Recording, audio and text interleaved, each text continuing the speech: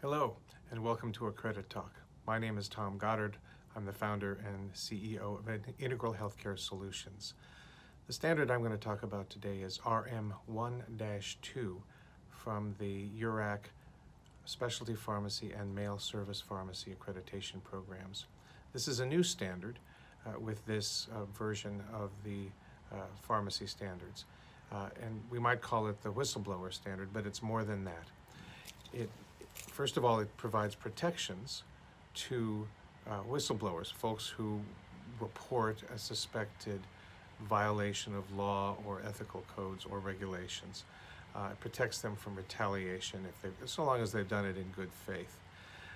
And the second thing it does is it requires that you specify the extent to which such violations must be reported by your employees and or your vendors or contractors. So those are the two key elements to this.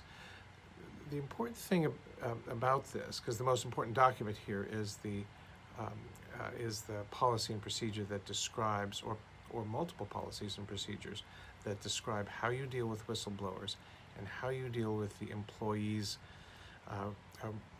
obligation to report violations of ethics and law or regulation.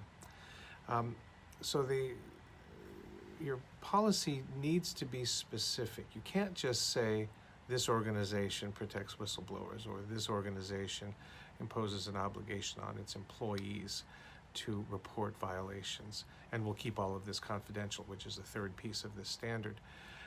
You really have to specify the mechanisms of how you're going to assure that all of that happens. And so make sure your policy is specific enough so that it describes how whistleblowers will be protected. Can they report anonymously? To whom do they report? How will that information be kept confidential?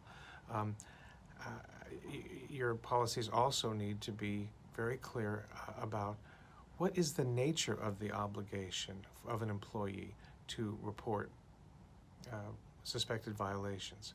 And finally, how will you keep all of this information confidential? What are your mechanisms for doing that? The policies that fail scrutiny are likely to be those that are simply too general around this. Finally, you need to make sure you have a mechanism to make sure your employees know all of this. So you can't just have a policy tucked away in a file cabinet somewhere that says all of these things. You actually have to train your employees, let them have access to these policies, and make sure that they are very clear about what they must do and what they can do.